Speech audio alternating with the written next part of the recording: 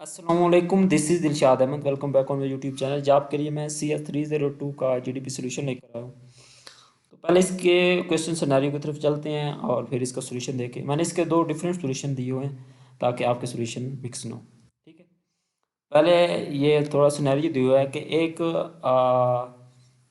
Smart city infrastructure को बना रहे हैं। इसमें जो है कंप्यूटिंग सॉल्यूशन एक एफिशिएंट और रिलायबल कंप्यूटर सॉल्यूशन हो, जिसमें किसके लिए क्लोजर टू द सोर्स, ताकि जो ट्रैफिक मैनेजमेंट और सर्विलियंस और इन्वायरमेंट मॉनिटरिंग के लिए जो एप्लीकेशन हम बना रहे हैं वो उसका रिस्पांस क्विकर हो, यानी जल्दी से जल्दी वो रिस्पांस करे।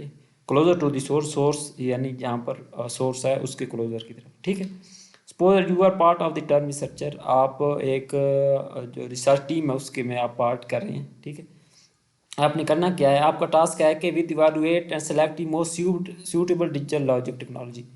ठीक है, तो आपने कंप्यूटिंग एप्लीकेशन के लिए जो है मोस्ट सूटेबल डिजिटल टेक्नोलॉजी को सिलेक्ट भी करना है और उसे इवैल्यूएट भी करना है। अच्छा, the research team has shortlisted CMOS technology and reconfigurable computing as member of the team.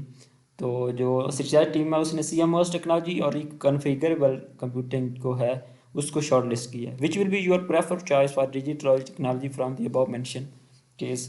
तो आपकी इनमें से यानी CMOS टेक्नोलॉजी और रिकन्फिगरेबल कंप्यूटिंग में से आपकी चॉइस कौन सी होगी?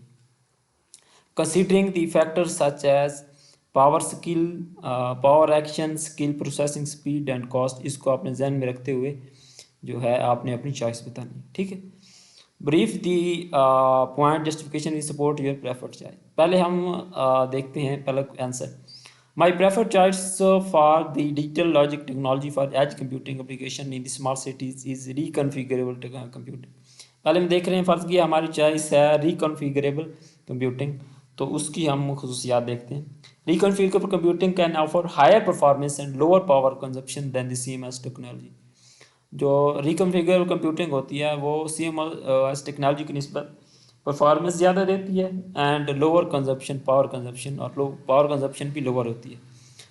Bye exploiting parallelism and the customisability in the hardware, किसके ज़रिए ये दो काम करती है, यानी हाई परफॉर्मेंस भी देती है, लो पावर कंजम्पशन भी देती है।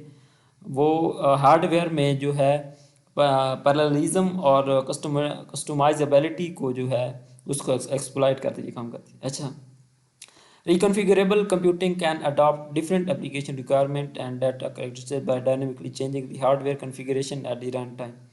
जो रिकन्फिगरेबल कंप्यूटिंग होती है वो डिफरेंट एप्लीकेशन को अडाप्ट की रिक्वायरमेंट और डाटा कैरेक्टरिस्टिक को अडॉप्ट कर लेती है।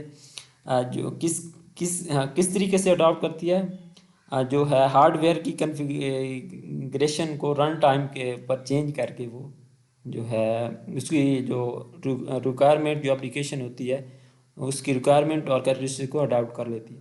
This can improve the flexibility और स्केलेबिलिटी इन सिस्टम। इससे यानी जो है सिस्टम फ्लेक्सिबल भी होता है। ठीक है, और उसकी स्केल भी बढ़ जाता है, यानी वो मोर लार्ज स्केल पर जो है वो जो है जो सिस्टम जो मोर लार्ज स्केल तक वो डाटा वो कलेक्ट कर सकते हैं, as well as the source utilisation energy efficiency. ठीक है, reconfigurable computing can also enable in memory computing, ये इन मेमोरी कंप्यूटिंग करता है, which can reduce the data movement and memory loss latency. क्योंकि ये इन मेमोरी कंप्यूटिंग होती है, इससे डाटा की मूवमेंट जो है वो कम होती है। ठीक है, डाटा को मूव करने के लिए टाइम चाहिए होता है ना, क्योंकि इन मेमोरी कंप्यूटिंग है, इससे डाटा की मूवमेंट कम होती है और ये जल्दी से जल्दी कंप्यूट करता है और मेमोरी को जल्दी जल्दी से एक्सेस भी कर सकते हैं इन मेमोरी के by integrating non volatile memory devices such as ReRAM with logic devices. किसके ज़रिए ये इन मेमोरी कंप्यूटिंग करता है? नॉन वोलेटाइल मेमोरीज, आपको पता है जो रैम होती है वो नॉन वोलेटाइल मेमोरी होती है। री RAM non volatile memories devices, जैसे कि री रैम को लॉजिक डिवाइस के साथ इंटीग्रेट करके ये काम करता है। This can enhance the speed and reliability of system, ये सिस्टम की स्पीड और रिलायबिलिटी इससे इंक्रीज हो जाती है। अच्छा, configurable computing can also leverage the emerging technologies such as reconfiguration intelligence जो surfaces। अच्छा, रिकॉन्फ़िगरेबल कंप्यूटिंग जो है जो इमर्जिंग टेक्नोलॉजी जैसे कि आरआईएस है। आरआईएस क्या है? Reconfigurable intelligence surface which can be manipulate the wireless signals in programmable manner to improve the communication quality and coverage of the edges. अच्छा, रिकॉन्फ़िगर कंप्यूटिंग आरआईएस यानी कि रिकॉन्फ़िगरेबल इंटेलिजेंस सर्विसेज के साथ काम, मतलब कि उसके साथ जॉइन करके उसको उसके साथ मिलके जो है ये वायरलेस सिग्नल्स को मैनिपुलेट करती है प्रोग्रामेबल मैनर से। तो इससे कम्युनिकेशन क्वालिटी बेटर होती है और coverage of the edge devices, जो एज डिवाइसेस हैं यानी जहाँ पे डाटा को पहुँचना होता है यानी उसकी डेस्टिनेशन डिवाइसेस, उसको उसके साथ कम्युनिकेशन जो होती है इम्प्रूव होती है। पहला हमने किया था कौन सा? रिकॉन्फ़िगरेबल।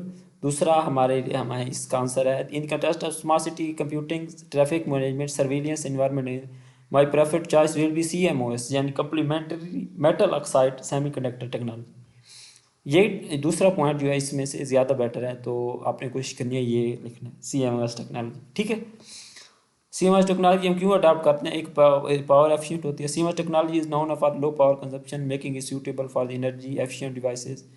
अच्छा, ये लो पावर कंजप्शन के लिए मशहूर है, नॉन जानी जाती है, तो एनर्जी एफिशिएंट डिवाइसेस के लिए ये ज़्यादा सूटेबल होती है। Smart city where sustainability is keying concern managing power usages is crucial. Smart cities में हमारा एक पॉइंट ये हो कि जो सस्टेनेबल हो यानी ज़्यादा लार्ज तक तक वो सस्टेन कर सके। दूसरा पॉइंट होता है वो जो पावर होते हैं वो कम से कम कंज्यूम करे। ठीक है, same technology low power characteristics contribute to longer devices life time and reduce the environmental impact. इस तरीके से CMS technology low power characteristics की वजह से जो है जो device longer devices life time device के अंदर इनका लाइफ स्पैन ज़्यादा बढ़ जाता है। ठीक है, और इन्वायरमेंटल इम्पैक्ट है इनका भी कम पड़ता है। Processing speed, CMOS technology has evolve to provide high speed processing capabilities. CMOS technology जो होती है हाई स्पीड प्रोसेसिंग कैपेबिलिटी इसमें होती है, while रिकॉन्फिगरेबल computing offer flexibility.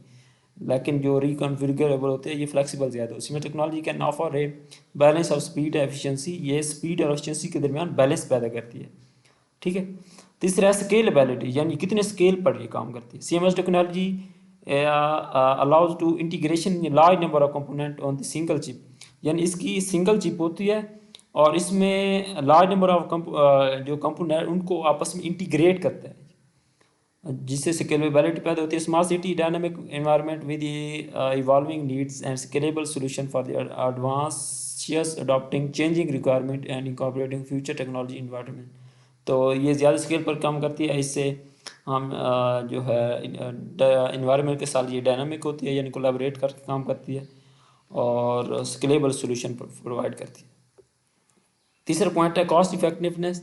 CMS technology widely adopted and mass produced leading to economies of scale and cost effectiveness. CMS technologies जो होती है दुनिया भर में वाइडली अडॉप्ट की जाती है और इसमें मुख्तलिफ जो सिटी कंट्रीज़ हैं वो खुद भी इसको प्रोड्यूस कर रहे होते हैं, मास प्रोड्यूस्ड हैं। इसी वजह से ये कॉस्ट इफेक्टिव है। In contest developing edge computing solution smart cities, जो स्मार्ट सिटी में जो कंप्यूटर सोल्यूशन जो एज है cost consideration is crucial. Cost इसमें बहुत ज़्यादा जो है टेक्नोलॉजी की कॉस्ट बहुत ज़्यादा अहम रोल प्ले करती है। This establish infrastructure and market presence contribute to cost effective solution. तो इंफ्रास्ट्रक्चर और मार्केट प्रेजेंस CMS टेक्नोलॉजी की जो है इसको कॉस्ट इफेक्टिव सोल्यूशन है। तीसरा रिलायबिलिटी, यानी हम CMS टेक्नोलॉजी पर कितना रिलाय कर सकते हैं, यानी ये हमें अपना रिक्वायर्ड सोल्यूशन प्रोवाइड करती है भी कि नहीं करती। So technology has been proven to highly reliable over the decades in use of various applications. Reliability is paramount in small city scenarios. अच्छा, CMS टेक्नोलॉजी को हम बहुत से डेकेड से यूज़ कर रहे होते हैं वेरियस एप्लीकेशन की वजह से, तो इसलिए ये हाईली रिलायबल है। ठीक है, is a Paramount in smart city scenarios. तो ये स्मार्ट सिटी सिनेरियो में ये एक इसका अहम रोल है, ये बहुत ज़्यादा अहम है। Where the failure of computer system could have significant consequences. CMS technology maturity and reliably make it dependable choice. ये ज़्यादा मशहूर भी है और रिलायबल भी है क्योंकि हम बहुत से डेकेड से यूज़ कर रहे हैं, इसलिए ये बहुत ज़्यादा ये हमारी अच्छी चॉइस है। ठीक है, आपने मेरे चैनल लाजमी तौर पर सब्सक्राइब करना है, वीडियो को लाइक भी करना है और आगे दोस्तों को शेयर भी करना है, ठीक है। और बेल आइकॉन भी ऑन कर लेना है ताकि जो भी वीडियो अपलोड करूँ उसका नोटिफिकेशन आपको मिल जाए। अपना ख्याल रखिएगा, थैंक यू।